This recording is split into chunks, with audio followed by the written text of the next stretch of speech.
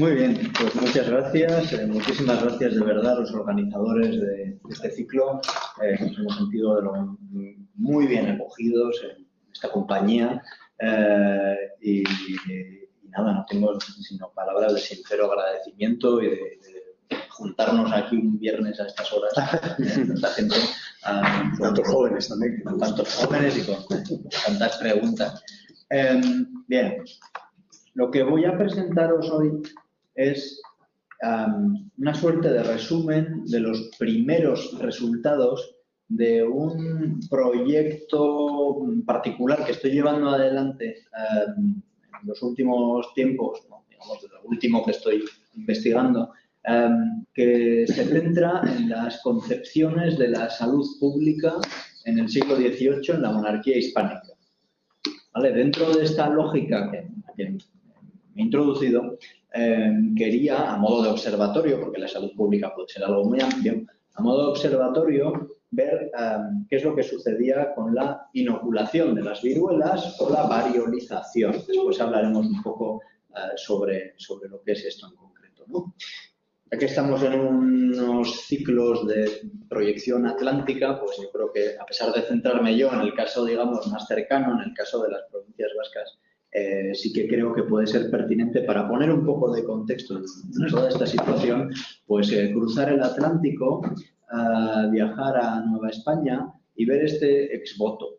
Es un exvoto de 1761 y sabéis, una tabla, en este caso, con una pintura que en acción de gracias por la intercesión de una virgen y de un santo, pues se coloca en una iglesia, ¿vale? En este caso, ¿qué es lo que sucede? Bueno, como podéis ver aquí en la izquierda, hay una mujer que está enferma, una mujer que está en la cama, tiene una serie de pústulas en todo el cuerpo, hay dos que le están sanando, otra parece que está arrodillada rezando, quizás sea la que de alguna manera dé motivo a este exvoto, o quizás digamos, los que lo encargan sean las tres figuras masculinas que aparecen en el otro extremo.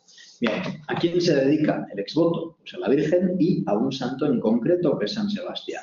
Y esto nos pone sobre la pista del tipo de enfermedad que está sufriendo esta mujer. San Sebastián era un santo especialmente recurrido en caso de epidemias, en caso de enfermedades epidémicas, que eran estas saetas enviadas por el cielo para castigar a los mortales, ¿no? Y en ese caso, pues las saetas que están en el cuerpo de San Sebastián serían una suerte de símil en ese sentido.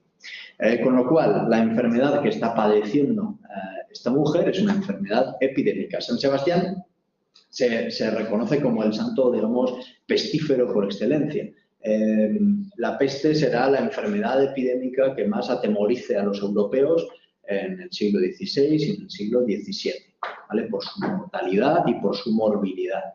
En el siglo XVIII, cuando se produce este exvoto, sin embargo, hay otra enfermedad que coge el testigo de la peste. Y esta enfermedad es precisamente la que está padeciendo esta mujer, que es la viruela. Si veis aquí, se puede leer también que ha padecido viruelas, ¿vale? En esta parte del documento. Bien. La viruela, por lo tanto, digamos, a nivel, por lo menos a nivel occidental, atlántico, europeo, como queréis llamarlo, es esta enfermedad más temida en el siglo XVIII. ¿Por qué? Pues porque, como os he indicado, releva a la peste en morbilidad y en mortandad. Se calcula que en el siglo XVIII aproximadamente el 15%, en fin, ya sabéis que estos cálculos pues no se pueden elaborar contundentemente, pero se calcula que el 15% de la mortandad europea de la época era por viruela. Y un 80% de las víctimas de esta enfermedad eran menores de 10 años. Por lo tanto, es comprensible observar digamos, la impronta que esto tenía en las crisis demográficas que de vez en cuando pues, amenazaban a la población del momento.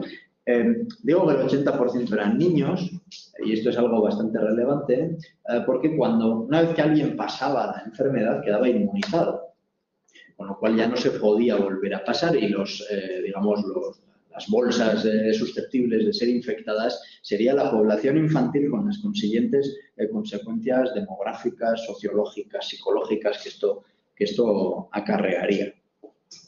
Entre los infectados la mortandad era muy fluctuante, pero podía llegar, me he puesto aquí en el peor de los casos, al 60% de los infectados, con lo cual era, insisto, una enfermedad bastante temible y que tenía una serie de síntomas y una serie de secuelas en las que no voy a entrar, solamente voy a citar las más relevantes o las más características, ¿no? Como bien hemos podido ver en el ex voto, la característica física más marcada serían estas pústulas que salían en todo el cuerpo y particularmente en la cara. Pústulas rojizas que con el tiempo se iban desecando y finalmente, en algunos de los casos, dejaban toda una serie, como veis en este retrato, que ya es del siglo XIX, toda una serie de marcas que eran muy visibles en la cara, ¿no? De ahí los famosos picados de viruela que podéis recoger en diferente documentación. A la hora de describir a una persona se puede decir picado de viruela, ¿no? Para identificarle, lo cual era estaba bastante extendido. Pero esto no era solo, digamos que la muerte y el quedar marcado en el rostro no eran las únicas consecuencias que podía acarrear esta enfermedad. También podía lesionar la córnea, este tipo de afecciones, y también podía lesionar la lengua, por lo tanto, pérdida de lengua, pérdida de visión, etcétera, etcétera, ¿no? Era, por lo tanto, una enfermedad bastante temible en sus consecuencias y en consecuencias que no se ven a simple vista. Parece ser, según algunos estudios de demografía histórica en algunas regiones de Europa, se dice que los picados de viruela o los deformados por la viruela tenían un acceso en peor posición al mercado, digamos, de casamientos. Es decir, los picados de viruela no encontraban esposo o esposa tan fácil como los no picados y muchas veces casaban entre ellos, ¿vale? Con lo cual era la preocupación de toda una serie de personas que sus hijos y sobre todo sus hijas no quedasen marcadas, ¿vale? Al hilo de esto vamos a hablar seguidamente con un ejemplo que nos va a llevar ya no al mundo atlántico, sino al otro mundo que nos interesa aquí, que es el mundo mediterráneo, ¿no? A pesar de estar centrándome yo en el caso vasco, pues os doy estas coordenadas un poco para ir observando el fenómeno de manera un poquito más extensa. Las viruelas, por supuesto, al preocupar a la población de la época, pues hubo toda una serie de remedios que se trataron de fomentar para mitigar sus síntomas o para erradicarlas. Pero parece que no tuvieron demasiado éxito. Infusiones, sudoraciones, vomitivos, en fin, todo lo que estaba en manos de los médicos, curanderos y demás gentes de esta época. El método que más eficaz parece haber sido y el método que desde luego más polémico fue es la inoculación o variolización. Esto es básicamente una operación en la cual se extraía pus virulento de un enfermo de viruela y este pus virulento se introducía en el organismo de una persona sana mediante una incisión hecha en la epidermis a tal efecto. Se esperaba que esta persona, como se decía en ese momento, prendiese la viruela en ella y entonces, una vez realizado esto, desarrollaba la enfermedad.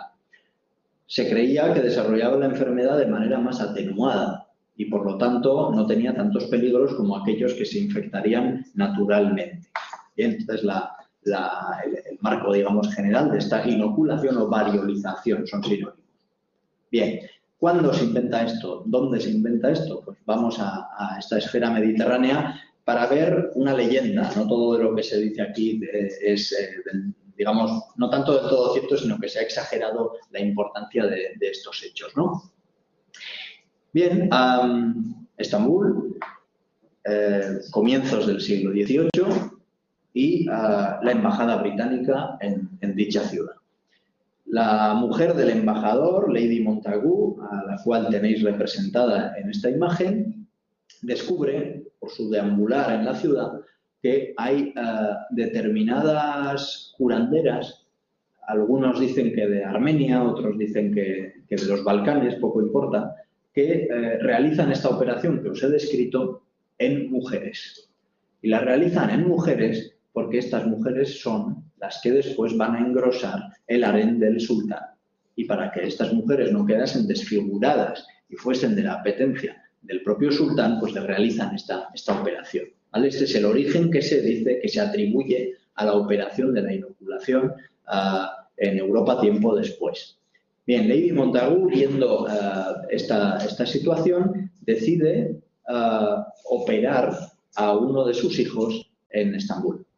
Y opera al niño que tenéis en la imagen, que yo ya no sé si es de tanto verlo, pero le veo una cara hinchada y llena como de bultitos, pero no sé si es un espumato mal acabado o si es real. Bien, en cualquier caso, opera al niño con el médico de la embajada, todo sale bien, y años después, cuando regresa a Londres, en 1721, hace lo propio con otro de sus vástagos, el cual también sale bien de la operación.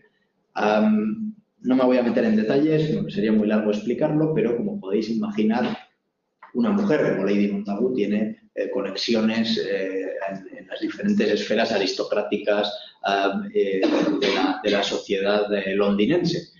Y en este sentido parece ser que el método va cobrando cierta popularidad.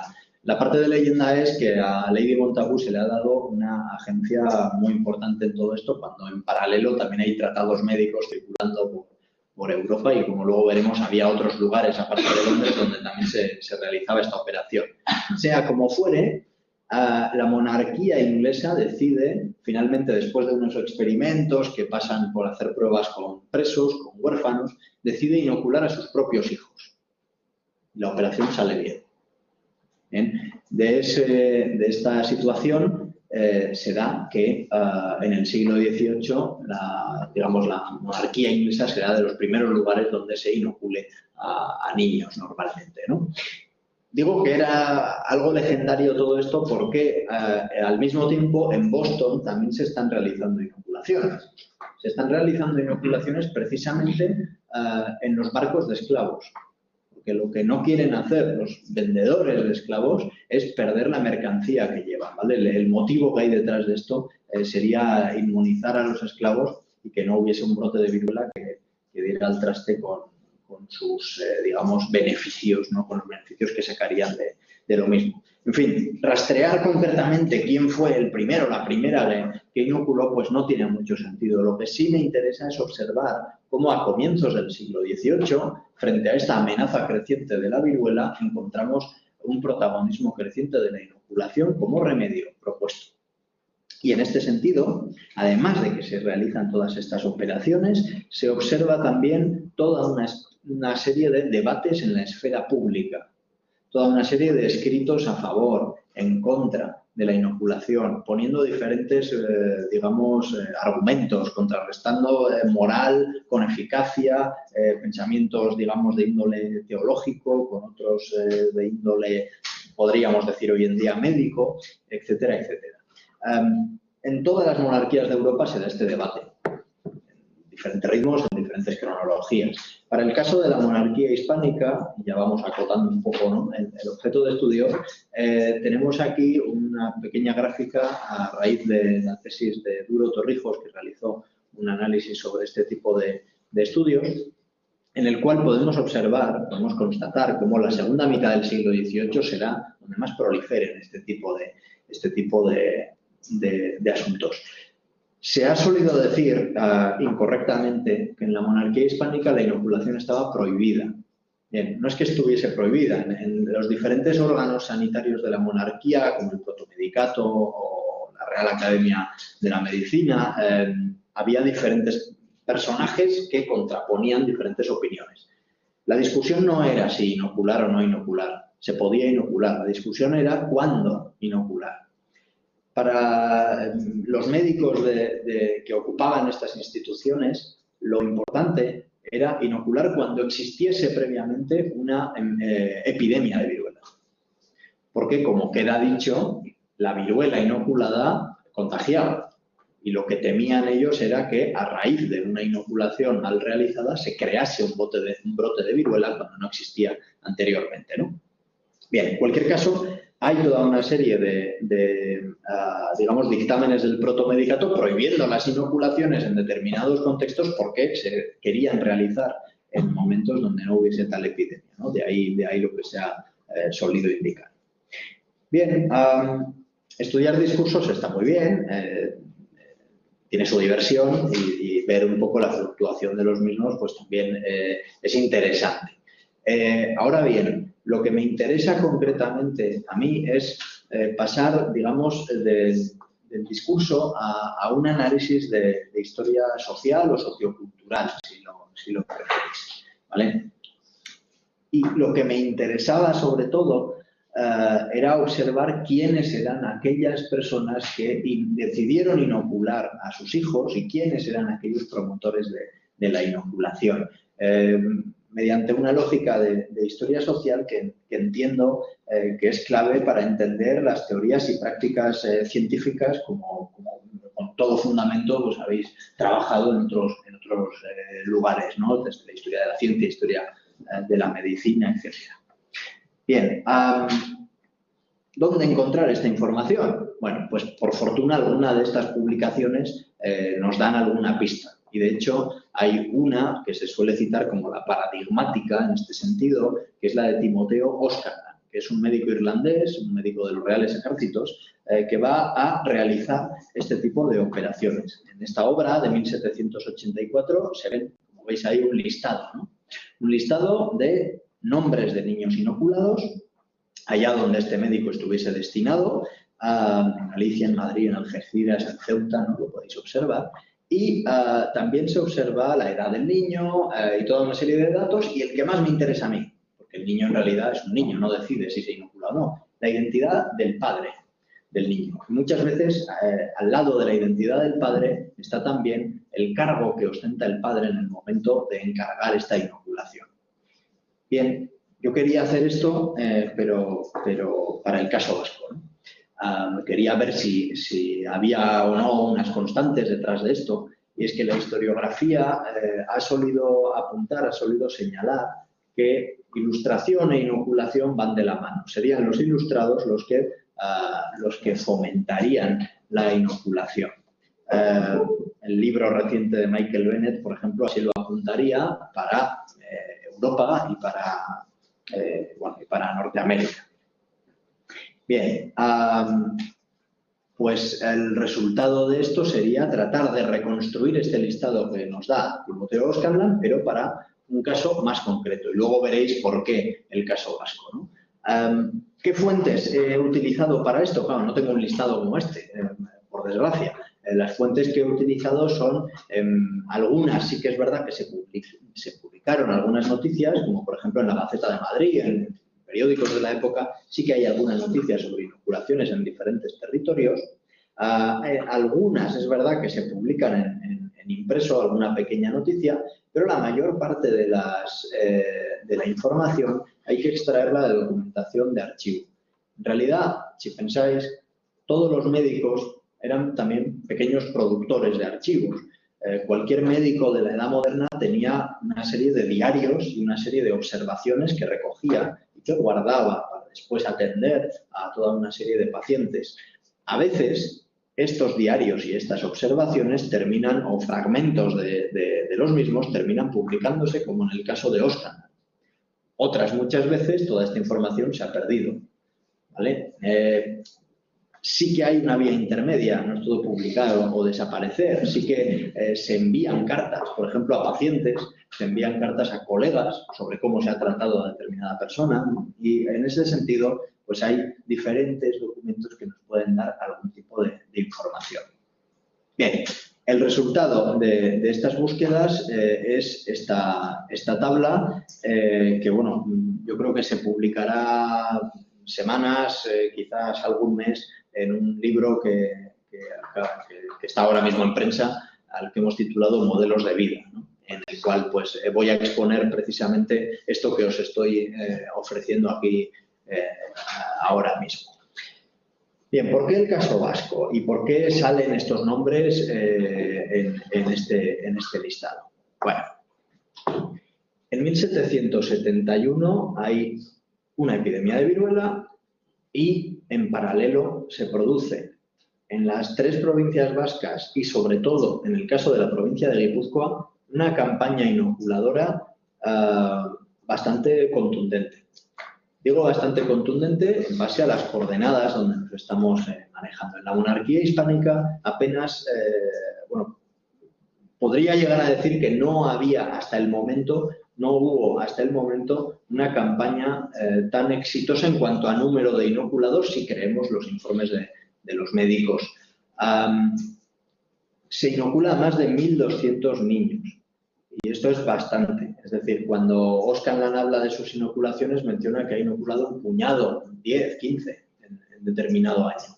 ¿Vale? En este caso, más de 1.200. Y más de 1.200, creo que la cifra exacta es 1.202, solo en la provincia de Guipúzcoa. ¿Quién está detrás de esta campaña inoculadora? Pues obviamente hay unos médicos que intentan fomentar el método, entre los cuales sobresale el médico alavés José Santiago Ruiz de Luzuriaga. Hay otros que están situados en diferentes municipios, pero quien está detrás verdaderamente de la promoción de las inoculaciones será la Real Sociedad Vascongada de los Amigos del País. Como institución, la Real Sociedad Vascongada tenía una comisión que se encargaría de salvaguardar la salud pública. Y dentro de esta comisión había una serie de personajes pues, interesados en promover la inoculación como método ante la viruela. Bien, como digo, entre el 71 y el 72, un número de inoculados muy alto que equivaldría al 1,1% de la población guipuzcoana. 0,4% de la vasca, porque en Vizcaya y en Álava bueno, apenas hay inoculaciones, pero para el contexto tampoco estaría nada mal. En este sentido, también el propio Ruiz de Luzuriaga trata, de poco tiempo después, de publicar los principales indicios que ha podido recabar en esta campaña, pero no obtiene el permiso necesario y el libro queda sepultado en los trámites censores. Por suerte conservamos el manuscrito, ¿vale? Del cual hemos también podido extraer bastante información. Bueno, esta primera campaña es bastante exitosa, o podemos verla así, por lo menos. Después parece que el ritmo se va a minorar. Desde 1771 hasta 1791 he podido atestiguar diferentes casos de inoculaciones en las provincias vascas, pero deciros que si entre el 71 y el 72 he podido observar que había 1.200, entre el 73 y el 91 solamente he podido sumar unos 1.100. Esto puede deberse a cuestiones epidémicas, puede ser que, pues yo que sé, que la población estuviese bastante inmunizada, puede ser que no hubiese un brote que estallase y que por lo tanto la gente estuviese más tranquila, bueno, puede ser por todos esos motivos, pero puede ser también por otra serie de cuestiones, puede ser por cuestiones, digamos, sociales, ¿no? En todo caso, lo que me interesa de todo este periodo, del 71 al 91, es que del total de niños inoculados, es decir, de 2.800 niños inoculados, he podido constatar la identidad de un pequeño número. Un pequeño número, ¿por qué? Porque las propias fuentes también nos hablan muchas veces de que en determinada villa se han inoculado, pues yo que sé, 300 niños. Y ya está, esto es todo lo que sabemos. ¿Vale? Pero en otros lugares sí se da información sobre algún caso porque el tratamiento no le ha ido bien o le ha ido especialmente bien, por alguna complicación, etc. Y en esos casos se da el nombre del niño y del progenitor. Y en otros casos, como veremos, impera una lógica de ejemplaridad y, por lo tanto, la identidad del progenitor también se nos da en estos, ¿no? Bien, de 2.833 progenitores conocidos. Un total de 54 niños, algunos son hermanos. En fin, es un poco decepcionante para mí, pero un 1,9% del total. ¿Qué le vamos a hacer? Sigo trabajando para ver si encontramos más información. Por el momento no ha aparecido. Ahora bien, si la muestra es pequeña, creo que es bastante significativa después en el resultado, en el sentido de que de 2.800 niños conocemos digamos, a los progenitores de 33 y como veis en esta gráfica, la mayoría de ellos pertenecen a lo que podemos denominar notables locales, seguidos de médicos o cirujanos. Es decir, estos notables locales y estos médicos y cirujanos mandan inocular a sus propios hijos. Bien, luego veremos por qué. Para trazar la identidad de este colectivo, digamos, mayoritario, creo que es una buena idea observar los lugares físicos donde pasaron la convalecencia el primero y el último de los niños a los que he podido seguir. Y aquí los tenéis. Como veis, no son lugares cualquiera, no son cualquier casa, ¿no? La de la izquierda es la Casa Torre de Arancibia, en el pueblo vizcaíno de Berriatúa. Y ahí fue inoculado en 1771 un tal Félix Munive. Félix Munive, como indica su apellido, es el hijo del conde de Peñaflorida, fundador y director de la Real Sociedad Vascongada, que recordemos es la que promueve esta campaña inoculadora. Bien, pasa la convalecencia en esta señorial Casa Torre, un tanto alejada del núcleo urbano, pero qué duda cabe que es un lugar donde se muestra muy bien la preeminencia del propio conde de Peñaflorida como élite local y como algo más. Algo más que también fue el promotor de la última de las inoculaciones que hemos podido atestiguar. Pedro Antonio de Zuloaga inocula a sus hijos en la casa de campo Zuloagaundi que vemos en la parte derecha, ¿no? Esto está en la ciudad de Fuenterrabía. Bien, 1791, el caso es bastante conocido porque hace 100 años escribió sobre el erudito local Serapio Mújica y se comenta cómo en la Fuenterrabía de la época Pedro Antonio Zuloaga, padre de familia, quiere inocular a sus hijos. Va a hacerlo, él es un personaje, un notable local, ocupa cargos en el ayuntamiento, ha sido diputado general de Guipúzcoa, ha estudiado en el Real Seminario de Nobles de Madrid, ¿vale? Vamos viendo un poco este perfil.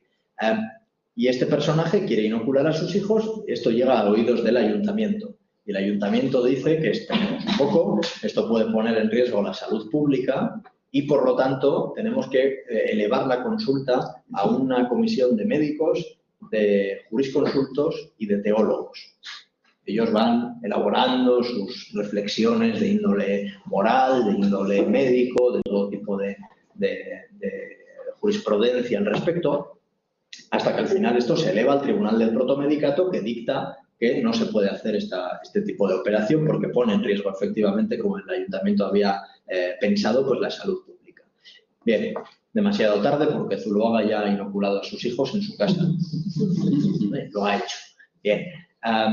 También una casa aislada del núcleo urbano y esto nos pone sobre la pista de dos cuestiones. Lo primero es que es la última inoculación de la que tengo constancia, 1791.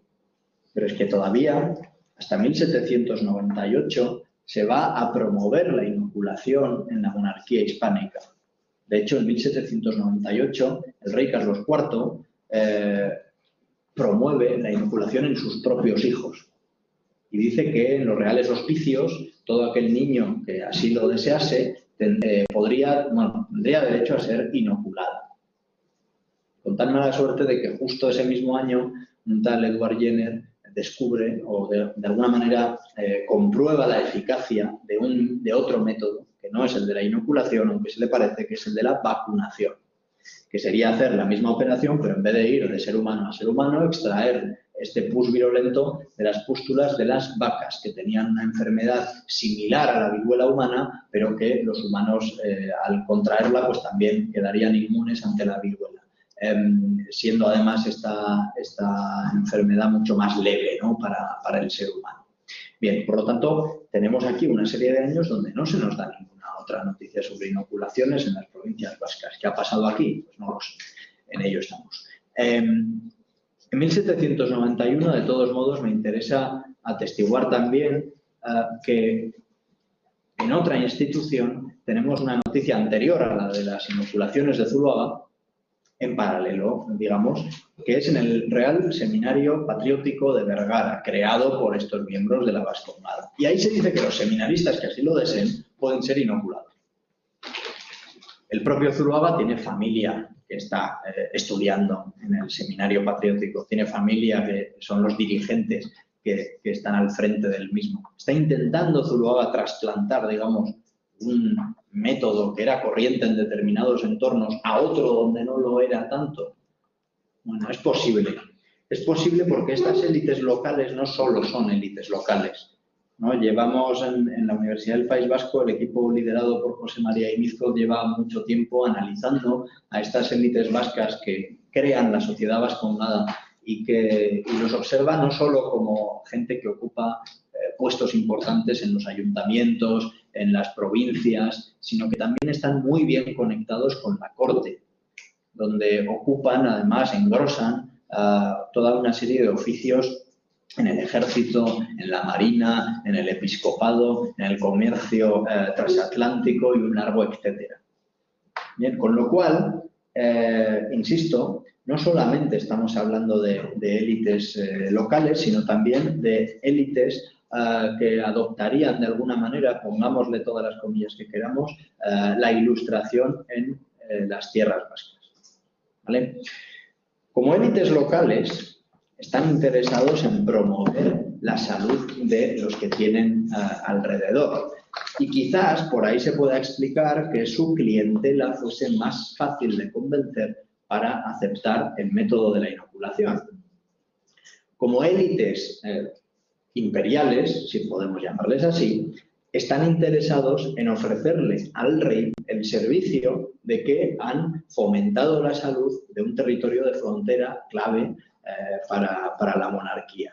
Y, por lo tanto, entroncarían con todas estas lógicas, todas estas tesis poblacionistas que se están tratando de promover. Es decir, que existiese en la monarquía una población numerosa y sana a la que poder recurrir en cuanto a producción en cualquier territorio y en cuanto a la defensa de las armas de la propia monarquía, ¿no? Bien, esto nos explicaría un poco las motivaciones de los socios de la Vascongada a la hora de impulsar este tipo de cuestiones, ¿no? Pero ¿qué pasa con los que tienen que recibir este pus virulento? ¿Y qué pasa con estos altibajos en las inoculaciones? ¿Cómo se explica, ¿no? Quizás aquí tengamos que observar, por lo tanto, a los resistentes ante las inoculaciones. Ya hemos dicho que, por supuesto, puede haber toda una serie de factores que no tengan nada que ver con este, pero me pregunté sobre los resistentes y las resistencias a la inoculación. El problema que tiene este enfoque es la fuente que estoy utilizando. La fuente que estoy utilizando es de los médicos que promueven la inoculación. Por lo tanto, está bastante sesgada y nos va a dar información sobre los resistentes desde su punto de vista. Ahora bien, con la información de la que dispongo, puedo apuntar a 3 grupos más o menos homogéneos que se resisten. El primero de ellos, el más prolífico, es el de otros médicos. Los médicos que se resisten ante esta situación. Bueno, es algo normal, las discusiones médicas sobre si un método es o no es eficaz. Digo que es el grupo más prolífico porque es el que nos deja escritos. Ellos mismos escriben y ellos mismos escriben en los extractos de la Vascongada, o sea, no en un lugar, digamos, oculto, en los propios extractos, avisan sobre casos de reinfección. Bien, tenemos ahí los nombres y las fechas, no me interesa entrar en ellos, ¿no? Dicen que alguien se ha vuelto a infectar de viruela una vez que se ha inoculado, por lo tanto el remedio no es eficaz.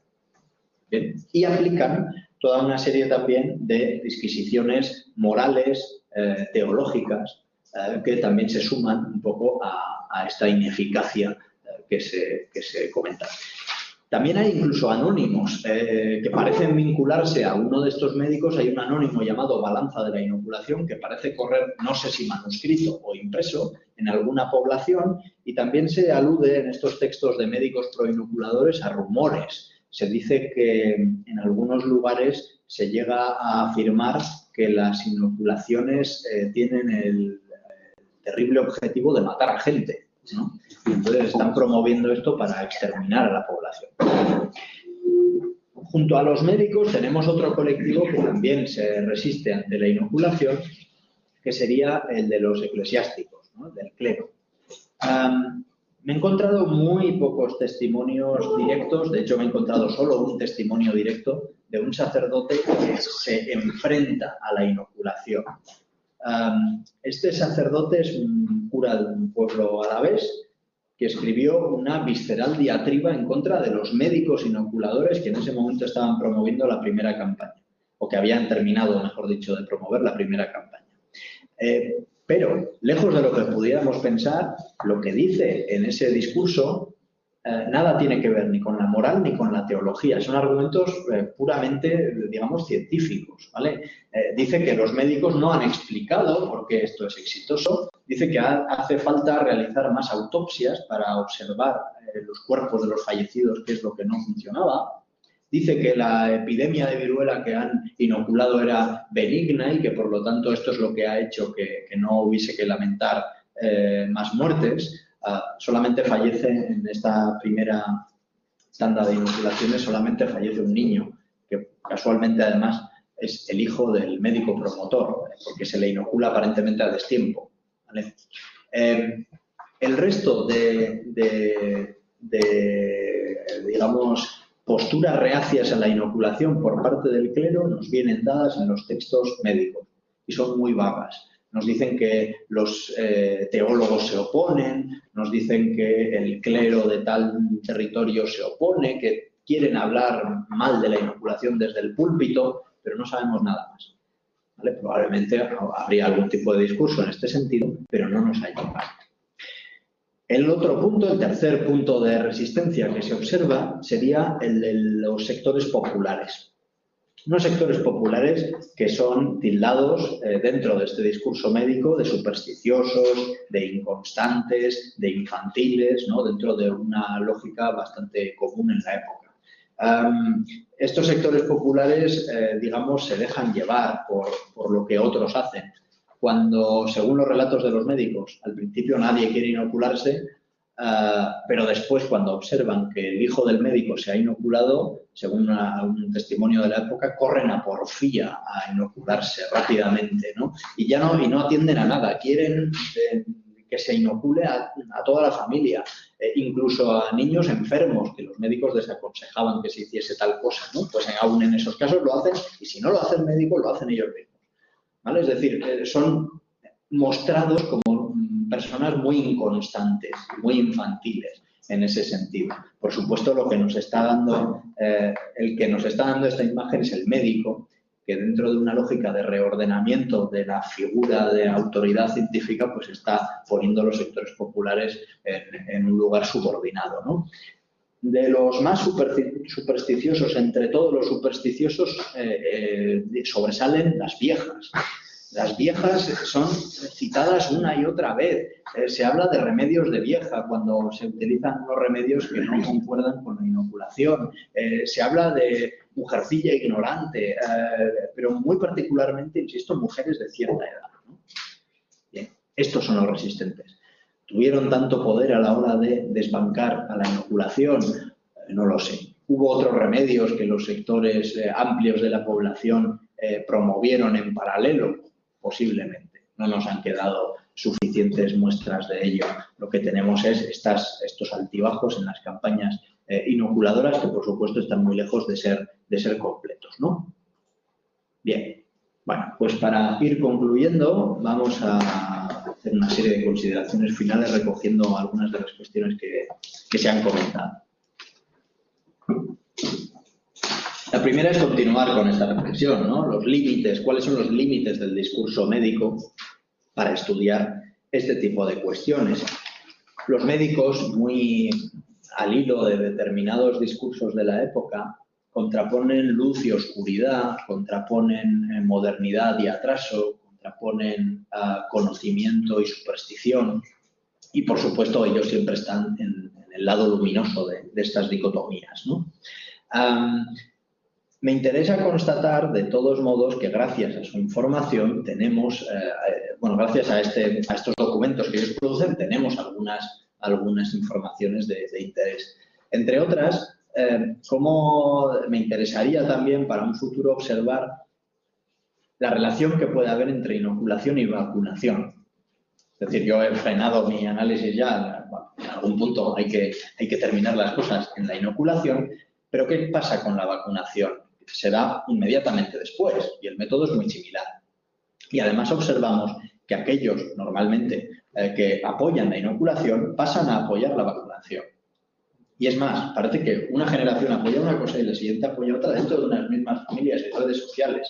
Los socios de la Vascongada pasan a apoyar la vacunación.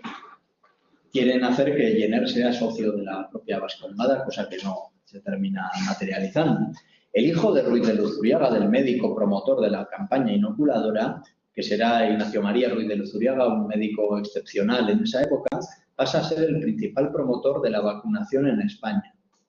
Y, de hecho, hay una serie de documentos asociados a él en la Real Academia Nacional de la Medicina que está estudiando el doctorando John Mata en estos momentos y de los cuales, a buen seguro, saldrá una magnífica tesis doctoral, porque no solo nos puede dar esta pista de la transición de la inoculación a la vacunación, sino que también nos puede permitir observar una lógica más amplia de la salvaguarda de la salud pública en esta transición entre el siglo XVIII y el siglo XIX, ¿no? Bien, por otro lado, ¿por qué los ilustrados vascos apoyan la inoculación? Bien, podían no hacerlo, ¿no? Ya he desgranado alguna cuestión que creo que es relevante en este sentido. Bien, yo creo que hay... yo planteo la hipótesis de que verdaderamente una posición más cercana al gobierno ejecutivo de la monarquía, en este caso de la monarquía borbónica del siglo XVIII, y no cabe duda de que los socios de la Vascongada tienen esta concomitancia, puede ser clave a la hora de predisponer a determinados individuos a promover el método. Por eso hay otros que lo han visto en otros territorios, ¿no? Dentro de las élites administrativas de las coronas del siglo XVIII.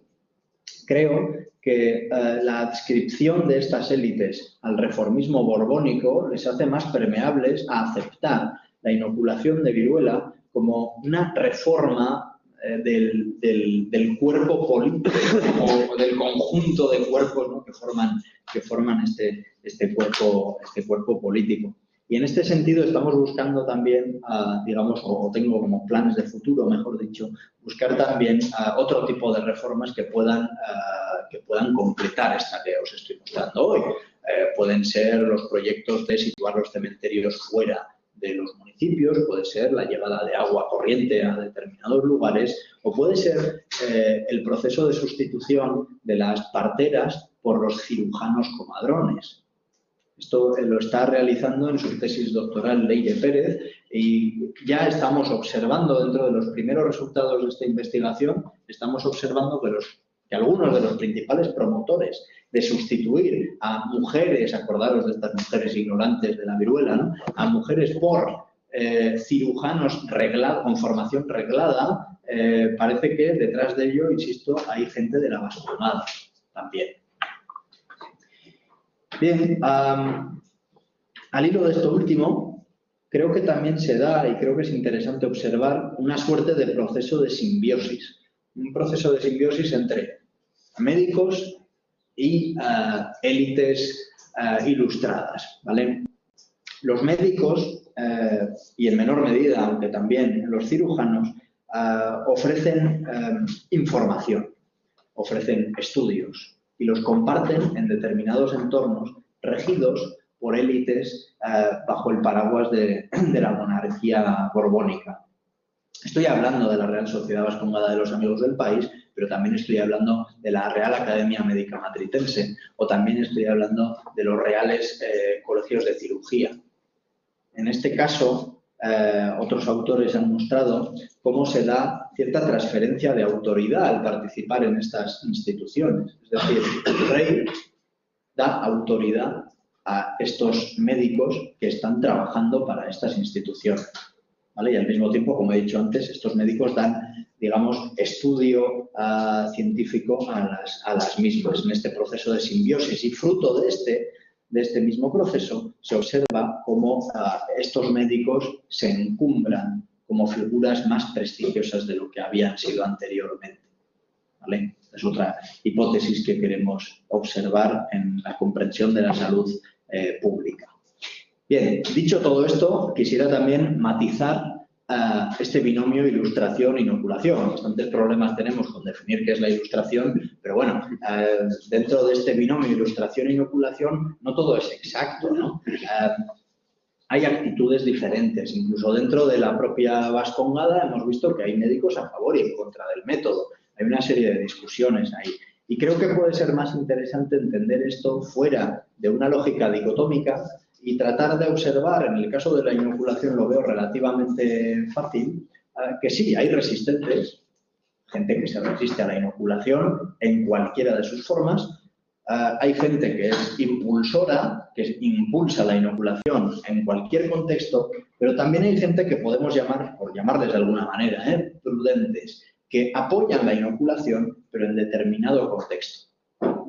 Y las escalas de prudencia pues, pueden ir aumentando o disminuyendo según el caso. Y creo que dentro de esta lógica es donde mejor se puede entender todo, bueno, tanto la cuestión de la inoculación como la vacunación que tenéis ahí en imagen, como otras campañas y reformas que os he mencionado, y creo que todo esto nos puede ayudar a comprender mejor esta concepción de la salud pública en la monarquía hispánica del antiguo régimen. Muy bien, pues hasta aquí lo que tenía que decir. Muchas gracias por vuestra atención y espero y quedo a vuestra disposición para las preguntas que queréis realizar.